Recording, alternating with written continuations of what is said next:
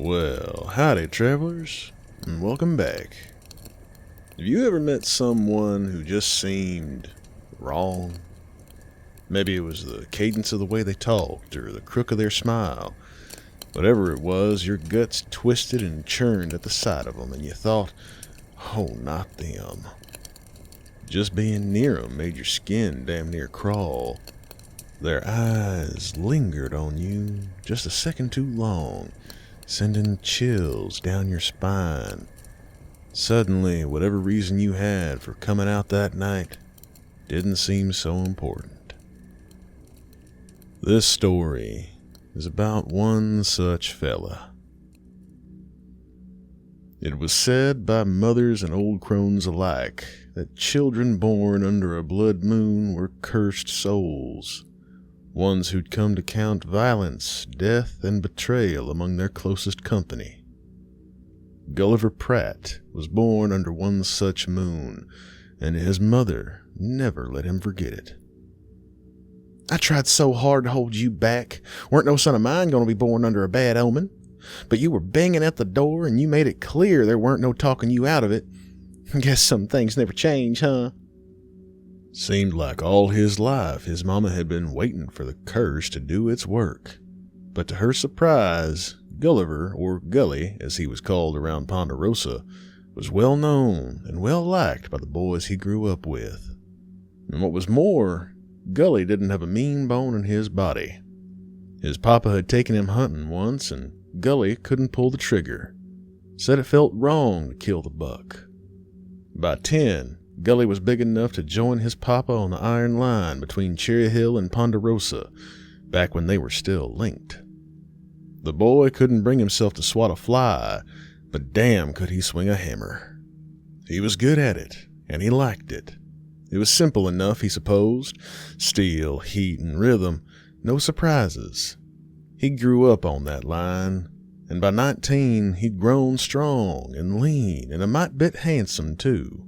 Laid down track like a man possessed, had a back like a draft mule, and a grin that made all the girls giggle and mutter into their kerchiefs.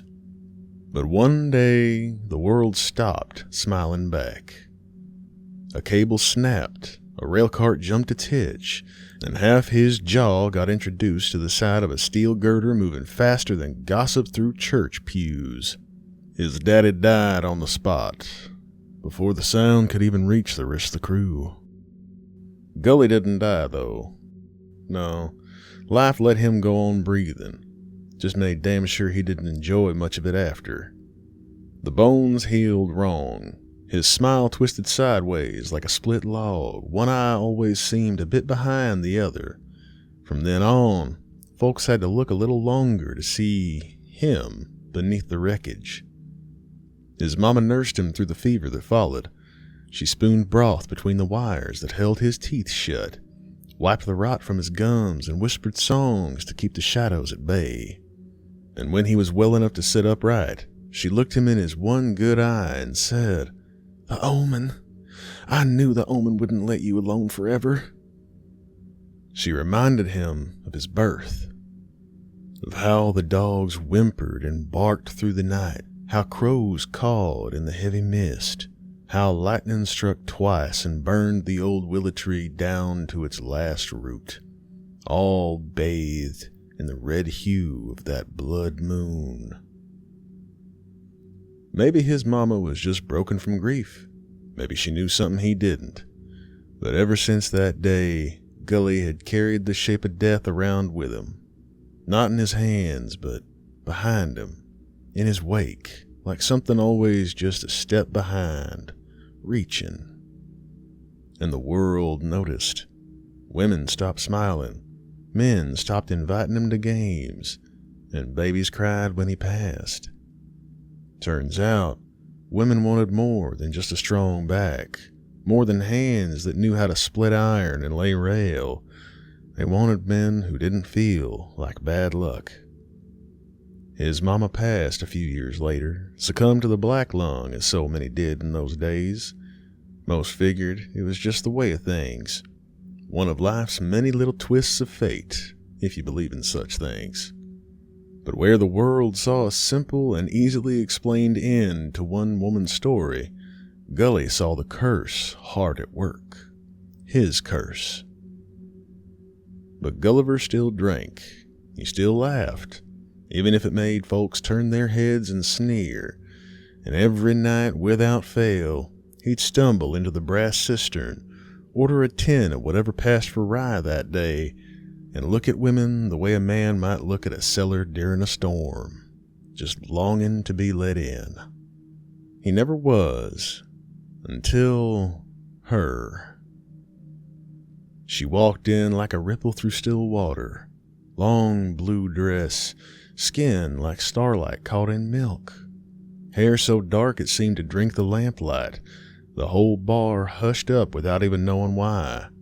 Even blind Jeb at the corner table sat up a little straighter, sniffed the air like he could see her in that scent she left behind. Gully saw her. Hell, everyone saw her, but he didn't bother looking long. So he went back to nursing his drink, until a shadow stopped beside him. She slid into the stool next to his, closest he'd been to a woman in years.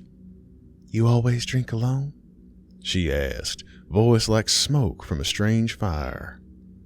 Now Gully had thought hundreds of times of witty things to say if a pretty lady was ever to try and engage him in polite discourse, but the words that he spent countless hours dreaming up fluttered out of his mind the moment he felt her heat next to his. He tried to laugh, but it came out more like a tongue-tied cough. Only on days that end in Y. She turned to look at him. She had the prettiest dark brown eyes he'd ever seen, so dark they looked black, like staring into pools of milk with deep holes at their center. And still she smiled, and he melted. They talked about everything and nothing all at once. The railroad, the moon, how the air in Ponderosa always smells faintly of cow shit. She told him her name was Orla, and that it meant golden. He didn't know that, and it sounded made up to him, but he wasn't in the habit of arguing with a pretty lady who hadn't noticed or didn't care about his tattered face. He took another drink. A couple drops slipped from the limp side of his mouth and chased each other down his chin. He went to wipe it and even managed to fumble that up.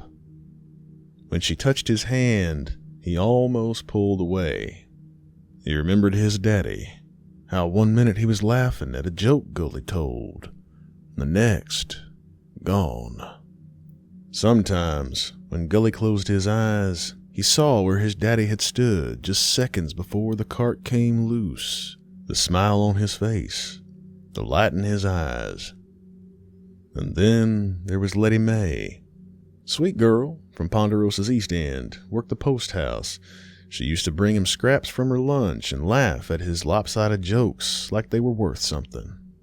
One night, she walked him home through the dust, said it was safer that way on account of his limp and the drunks in the alley. He woke the next morning to find her half buried in the drift just outside his shack. They said the wind had kicked up fierce in the night, pulled the dust down from the hills like a curtain. Folks figured she got turned around in the storm, couldn't see her own 2 feet, let alone his front step. He hadn't believed in the curse up until then. 1 time is coincidence, 2 times is peculiar, and if you count his mama, which Gully did, that makes 3, and 3 times is a pattern. Everyone who touched Gully seemed to go dark in time. He looked down at her hand, still resting there on his, warm, willing, and he thought to warn her. He really did. But being well and truly alone is a weight few can carry. When she invited him to come with her, he didn't ask questions. Her home wasn't far, just a short climb up the crooked staircase in the back of the brass cistern, one of the guest rooms they let out to travelers passing through. She undressed slow, like the dream of a thing, not the thing itself. He expected her to laugh when his hands trembled, or to slap him when they reached up her body, forgetting themselves. But she only pressed into him, welcoming him, forgiving his clumsy fingers.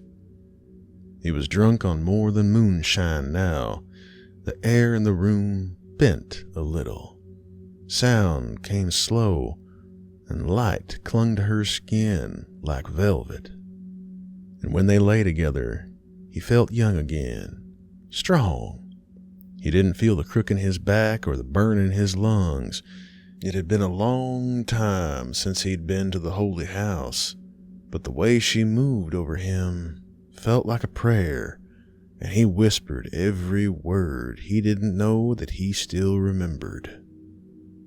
He lost himself in that moment, felt himself lifted away, lighter than air. She didn't stop. She kept moving, writhing, swaying. Her voice sang soft and low above him, too soft to follow, but too sharp to forget. His gut tightened in on itself, skin pulling inwards towards his spine. His collarbones pushed forward like birds ready to fly the nest. His breath caught in his throat and didn't come out again. The ring on his pinky, his father's ring, slipped off cold against the bed sheets. She looked down at him. Her eyes, those beautiful and endless black pits he felt like he was gonna fall into, glowed now, bright and hungry, like an owl just before the dive. She smiled wide and bit her bottom lip. Gully felt something was wrong now, very wrong.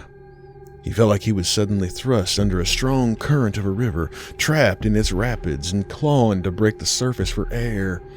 He tried to push her off him, but she held him down all the harder. He was too weak. He could see every bone in his hands, thin and brittle. He was cold. Her warmth was all he could feel anymore. She was all there was. Just her undulating hips pressing painfully into his, her hand on his chest. He looked down and saw the shape of his ribs rising sharp beneath his skin, stretched tight and pale like wet paper draped over old rafters. His ribs groaned like a tree just before the fall. Then they snapped and caved in under her hand. Gully felt the woman's hand press through his lungs that fought for air and all the way to his withering spine. And still, she smiled. As Gulliver Pratt faded away, he heard the breathy voice of a woman he would have assumed was satisfied and sated beyond measure. Thank you.